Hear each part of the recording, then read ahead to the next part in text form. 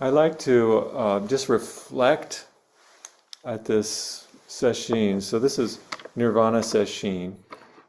And what I like to share with you all today is about a fascicle that from Dogen that we've looked at before called Uji. Umi.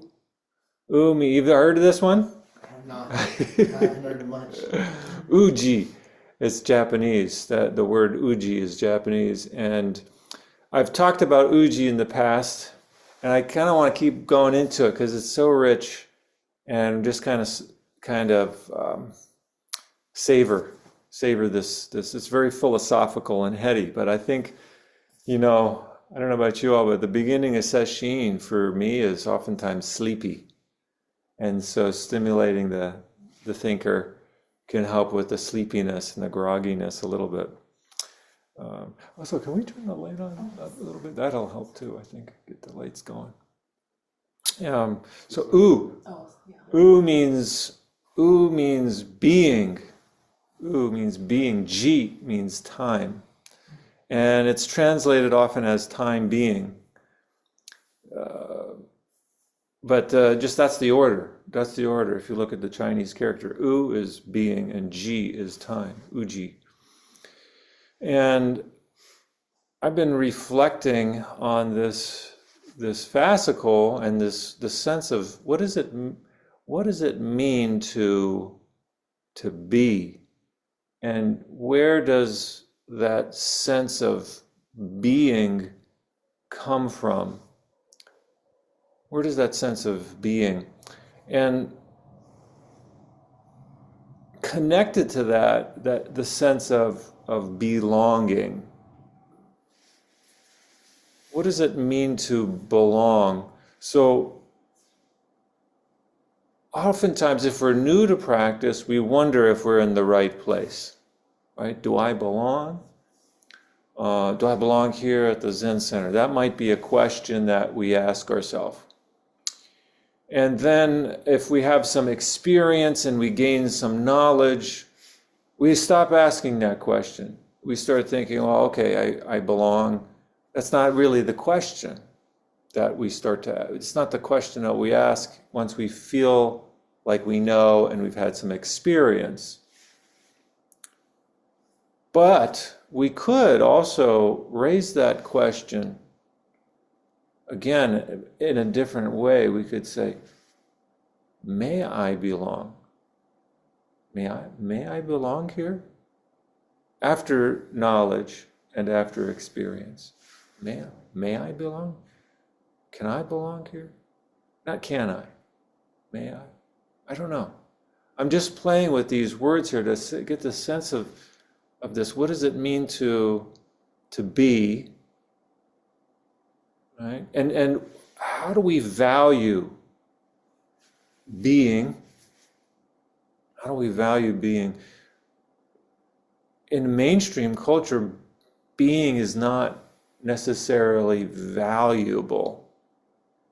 It's productivity. You got to produce something. And it has to be concrete. Right? It has to be something tangible that you can touch. So people often wonder, what are you doing when you come to the Zen Center? What are you doing? How are you being productive? And if you're not being productive, you risk existence. You risk being. Right? You risk being if you don't produce. This is completely crazy thinking. This is our mainstream culture, though, right? This completely crazy thinking. And so Dogen is inviting us to think about time and being. He doesn't say time is money. He says time is being. That's a different way of thinking about time. He doesn't say time is something on a wall. In those days, they didn't have time. They measured things differently, let's say. Well, they did have time. They measured things differently. And if we look, it's kind of where we left off from last time. What brings about the horse and the sheep presently lined up in the world is also the ascent and descent, the rise and fall, that is the suchness of abiding in their Dharma positions. Okay, so what brings about the horse and the sheep? In those days, the time was not marked in numbers. Isn't that interesting? It was marked in animals. Wow. The horse refers to time. It's a particular time of day in relationship to where the sun is in the sky. Right? The horse and the sheep. Oh, what does it say here? The horse and the sheep, the hours of the horse are roughly 11 a.m. to 1 p.m. The hour of the horse, 11 a.m. roughly. And the sheep is 1 to 3 p.m. That's kind of where we are. Well, we're a little bit past the sheep now. Bah! It's fun to become an animal, isn't it? And we teach that to the children, right? These are the first things that children learn. I'm learning that. We forgot that, though. It's the first thing that kids learn. When we read to them, I'm reading to my 10-month-old daughter. What are we reading? The sheep goes, bah! The horse goes, nay! This is important. These are the first words that we get. Because we all started out, I mean, well, no, I shouldn't say we all, but we come from oftentimes a farming community, pre-industrial world. Agriculture was prominent, and people would all have some knowledge of the farm and how to raise cows, how to give birth to cows, how to give birth to horses, how to love the horse, how to grow food, and the work that is involved in taking care of cultivating the land and taking care of the animals. That's part of our blood.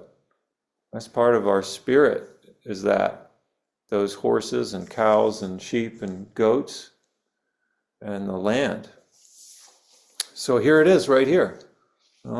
This is 13th century, and animals are a huge part of Zen literature. And the choice, the student is often, when you're working with a teacher, it's sometimes referred to as piercing the nostril. That's referring to how the ox was used to cultivate the field. They pierced the nostril of the ox and put it on that ring in the nostril and tie a rope to it, and then they could lead the ox where they wanted. And it's such a strong and powerful creature, and it's deeply, deeply respected in the Zen lore, deeply respected as the ideal student, because if you pull gently on that rope where the ring is, the animal doesn't want to experience pain, so it follows. In the same way, that's the way the teacher is functioning. This teacher-student relationship is that there's a path, and if we get off that path, we experience pain, one way or the other. And our aim in this world is to cultivate bodhicitta and to help others end suffering. Cultivate that desire to awaken ourselves and to help to lead others across the sea of suffering. Right? So getting back to becoming, You could ask the question, those of us that have been sitting for a while and feel like we know, feel like we've had experience, may I belong? Do I belong? Do I belong? Maybe we can. Do I belong comes from when we first start sitting. Do I belong here? I'm not sure if I belong. Then we have experience and we stop asking the question and we just assume belonging, or maybe we have some experience of belonging, and that's fine. We could also ask the question, just ask it out to the universe, is it okay if I belong here? Do you want me to belong here? Ask it to the universe rather than to a small group of people here. Ask it to the universe, may I belong? And it changes, it shifts the quality of our mind. We don't assume belonging.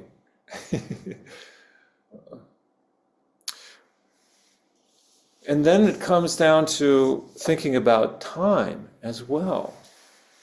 So uji, and we have being, and then we have time. And these two things, for Dogen and for us, we can have these experiences of them interlocking, that the past doesn't just belong to the past. The past is happening in this moment right here, right now. Right? The past is palpable. And I don't just mean our individual life, but our ancestors' past is also present here at this time. Right? They're here. And that's important. That's an important piece. We are, in a sense, when we're practicing Zazen, we're resurrecting our ancestors into the present moment, when we're really in being time, when we're really being. And that's why that question of do I belong is important to continue to ask, because maybe our ancestors didn't feel like they belonged. They wondered, do I belong? And so we can ask the question to the universe, may I belong? May I belong here? We could even ask on behalf of our ancestors, is it okay? Is it okay for my ancestors and me to be here? Right? We can ask that question. We don't know the answer. Maybe. Are we asking the right person?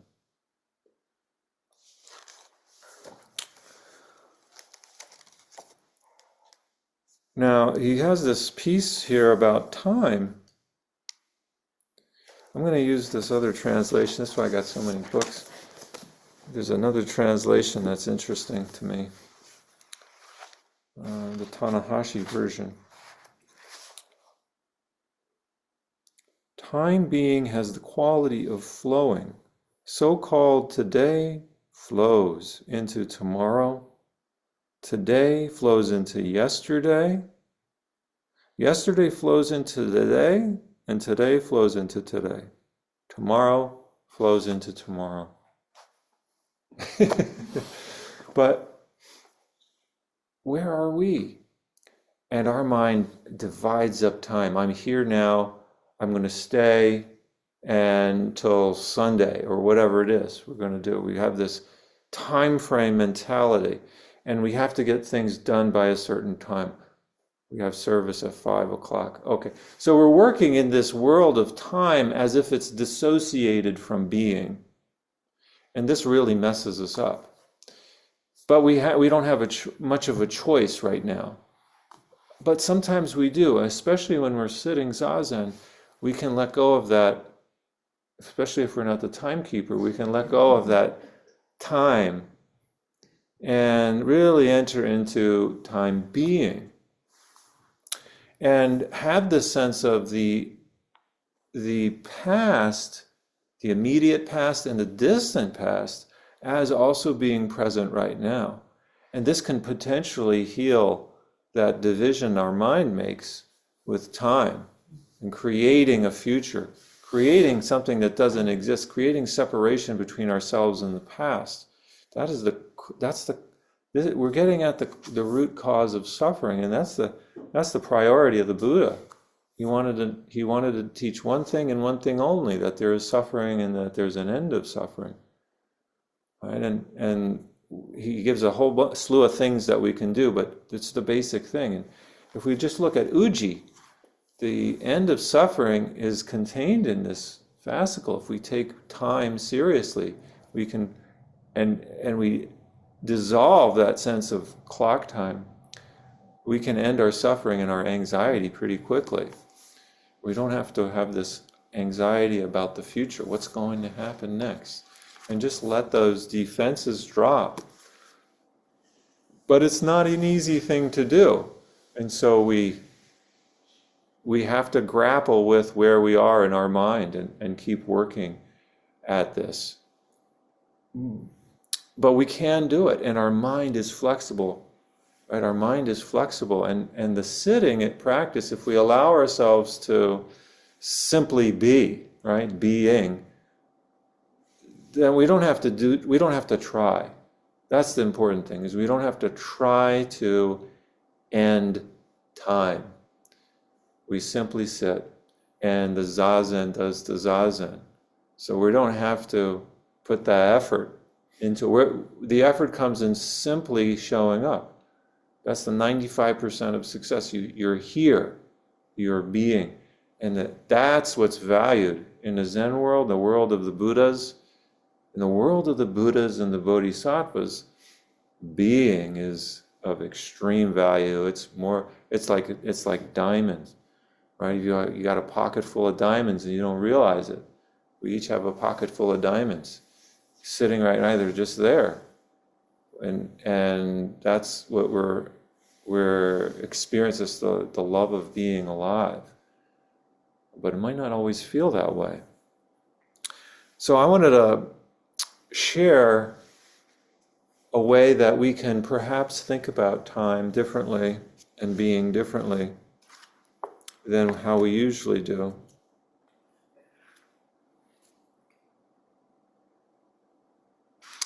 Let's see if I can find it.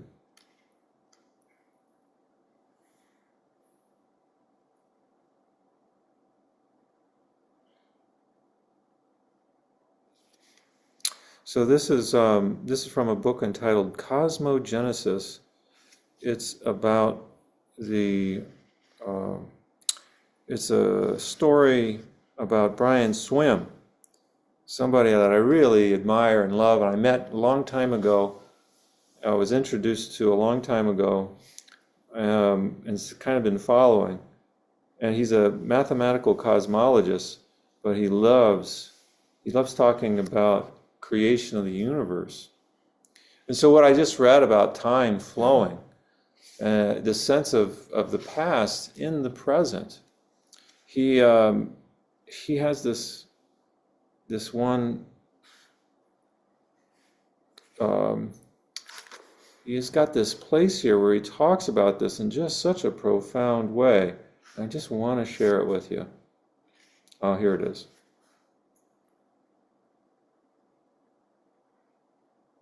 Wow.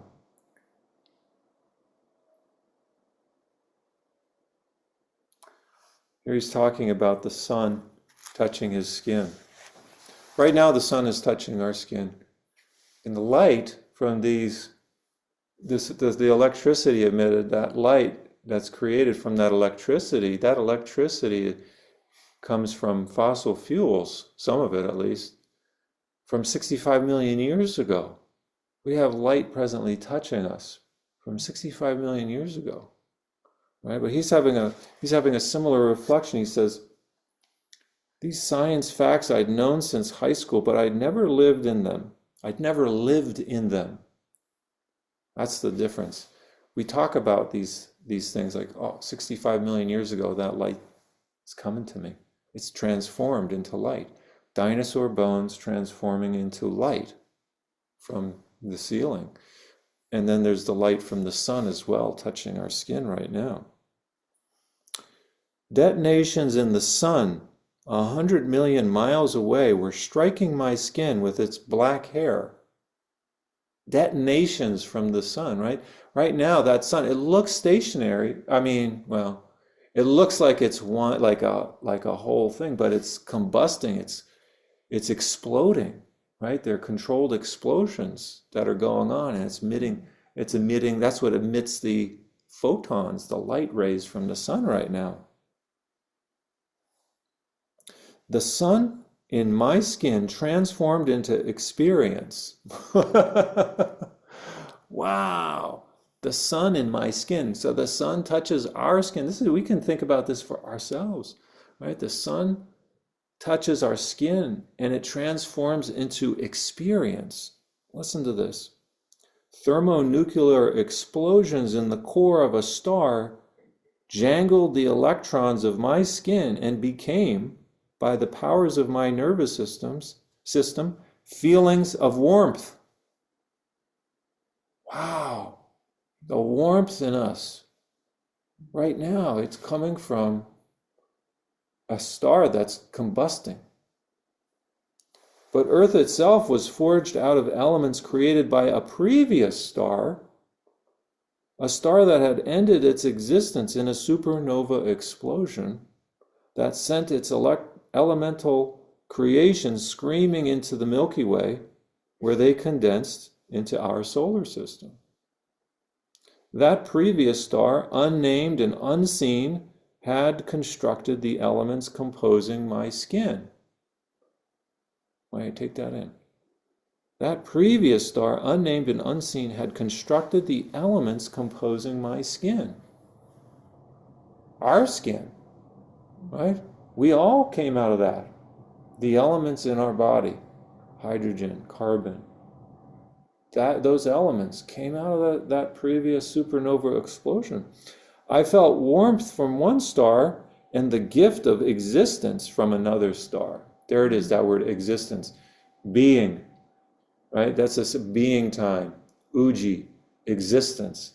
The gift of existence coming from that supernova explosion, and the gift of warmth coming from this particular explosions in the core of the star right here, the sun, we call the sun. I was not separate from this process, right? Time, if we're in clock time, then that happened a long time ago and we're now here, we're separate from it. He's saying, I was not separate from that process. And I want to invite us to think that way too. We are not presently separate from that process. I was not separate from this process, quote unquote, having this experience. I was in between. This awareness was in between two stars, though separated by trillions of miles and billions of years. The creative forces of these two stars, one that warmed me, another that built me, were fused in an awareness that I was part of a gigantic process, a gigantic creative process that was me. Wow, and we could extend that to each of us as well. Right? So this is Uji in modern words, my feeling. Uji, not Muji. Muji is good too. Mu means nothing, not, and Ji means time, not time. Muji, Uji, existence time, being time, right? We can, in Zazen, extend our faculties to notice this. It's not just sitting like a lump of red flesh, but notice what's going on, and we can use the discoveries, as my grandfather teacher would say, we could and should use the discoveries of science to help us in our practice. There's nothing saying that we should just sit. We want to just sit, but we have to know what context we're sitting in. Are we sitting in a mechanistic universe where we're separate from it, where we're somehow removed from it, or are we sitting embedded in the Big Bang as we speak? Right? Those are two different universes. So what universe are we contemplating? What universe are we sitting in? This is a question we can ask. And then time and being disappear, and something happens there. All right. Thank you.